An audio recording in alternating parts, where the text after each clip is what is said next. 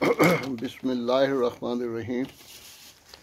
खाक साहब के इंटरव्यू 9 बरदर टीवी पर चल रहे हैं। 5 तक इंटरव्यू मेरे हुए थे और अब पार्ट 6 मैं शुरू कर रहा हूँ। अब मैं कुछ सन 74 के वाक़यात सुनाता हूँ कि रब्वा में जब ये सन 74 में अपने पुलिस ने जब एक दिन पहले वाक़या हुआ वहाँ पर लड़ाई झगड़े का, तो अगले दिन पुलिस एक ट्रक लेके आई और वो ट्रक खड़ा करके वो रेलवे फाटक के पास जो भी उनको मिलता था वो पकड़ के उसमें डाल देते थे। खा कोई दुकानदार है या कोई स्टूडेंट है। तो मेरा उस वक्त मैं चूँकि मेरे शोबा उमूमी के तहत मैं मोटरसाइकिल पे मेरे साथ एक दोस्त थे, ग़ालिबन मुबारक ज़फ़र साहब थे। तो हम महल्लों में इतला दे रहे थे कि खुदाम जो हैं वो कसर खिलाफत में ड्यूटी के लिए पहुंच जाएं।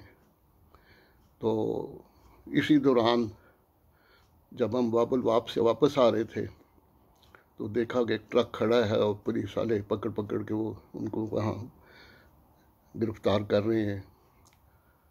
बिला वजह ना ये देख ही नहीं रहे थे कि कौन है। जो भी हमने नज़र आया उसको पकड़ के अंदर डाल रहे थे। तो हम मोटरसाइकिल पे एक साइड से निकल गए तो हमारे बहुत सारे साथी जिनको हम इतला दे आए थे वो भी रास्ते में वहाँ पकड़े गए और उनको भी उन्होंने गिरफ़्तार कर लिया। कोई 70-80 के करीब गिरफ़्तार किए थे उसने रब्वा से उन्होंने। तो एक तो ये वाक़या था। तो फिर दूसरा ये हुआ कि जब वो उनको गिरफ़्तार करके सरगोदा ले गए तो हम उनका हाल पूछने के लिए सरगोदा गए।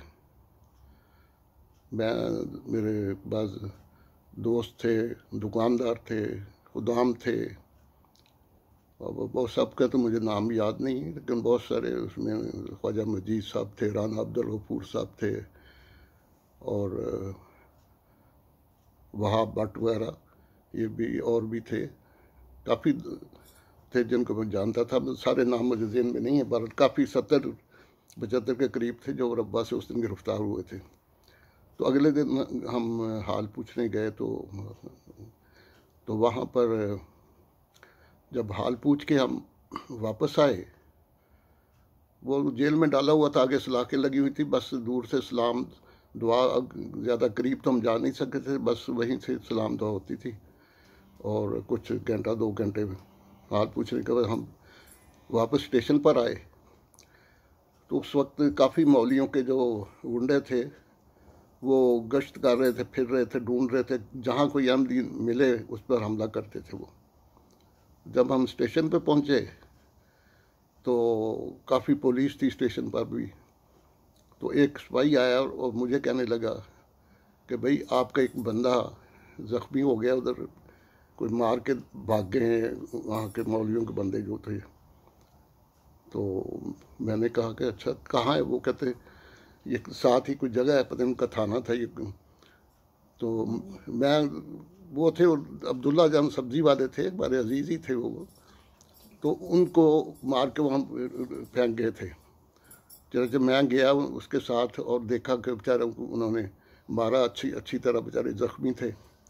तो मैंने उनको सहारा दे के पकड़ के स्टेशन पर लाया और स्टेशन पर जब पहुँचे तो वहाँ पर पुलिस ने कहा कि सारे लोग अंदर फ़ौरन चले जाएं और खिड़कियाँ बंद कर लें क्योंकि यहाँ पर पथराव हो सकता है।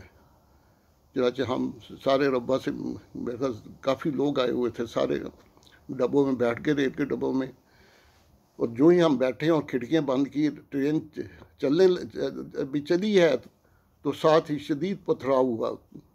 खिड़कियों पर पत्थर उन्होंने मारे, गाड़ी पर मारे, नारे शारे लगाए। लेकिन अल्लाह ताला ने फजल किया, बच गए हम ज़ख्मी होने से। लेकिन मैं बताने का मकसद ये है कि ये हालात थे। फिर करीबन एक दिन बाद का वाक़या है कि वहाँ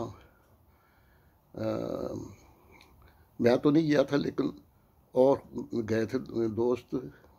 वहाँ एक हमारे दारुबरक़ात के मास्टर ज़ियाउद्दीन साहब थे, उनको शहीद कर दिया था, उन्हें गोली शायद सर में लगी थी।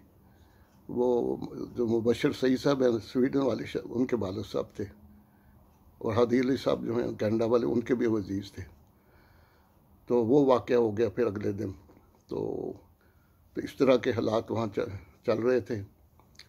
तो इसी तरह चूँकि मेरी दुकान कपड़े की थी और मुझे फैसलाबाद और लाहौर भी जाना पड़ता था, तो उन दिनों में हमारे लिए कपड़ा ख़रीदना बड़ा मुश्किल था। कई तो दुकानदार इनकार कर देते थे, और कई जो पुराने वाकिफ़ थे वो दे देते थे कपड़ा, लेकिन वो अपनी दुकान पर कपड़ा रखने के लिए तैयार नहीं थे। चनाचे फैसलाबाद में एक रेल बाज़ार में एक दुकान होती थी, मैं नाम नहीं लूँगा इसलिए कि मौलवी के उनके पास हम पहुँच जाए कि क्यों इनको पनाह देते थे। तो वो हम सारा कपड़ा उस दुकान पे रख देते थे, और फिर जब 3-4 बोरियां तैयार हो जाती थी तो एक रक्षा मंगवाते थे, दुकान के सामने खड़ा करके जल्दी से वो बोरियां रख के तो फिर अड्डे पर आके वो ले आते थे। लाहौर में जब जाते थे तो वहाँ पर भी खतरा ही होता था कि ये कोई मौलवियों के बंदे जो हैं आके हमला ना कर दें और कपड़ा वगैरह न छीन लें। तो उसके लिए भी हमने भी यही किया कि जो ख़ास हमारे तल्लक वाले थे उनसे कपड़ा ख़रीदते थे। और एक शिया दुकानदार थे, बड़े अच्छे हमारे दोस्त थे, उन्होंने हमें कहा कि आप जितना भी कपड़ा ख़रीदना मेरी दुकान पर इकट्ठा करें। चाचे हम वो सारा कपड़ा ख़रीद के उसकी दुकान पर रख देते थे, और उसके बाद वो कहते थे कि आप लोग अब तसल्ली से अड्डे पे पहुंच जाएं और वहाँ आप जाके इंतज़ार करें। वो अपने जो पांडी थे उनके मज़दूर, उनसे वो बोरियां उठवाते थे, एक एक बोरी एक मज़दूर उठाता था।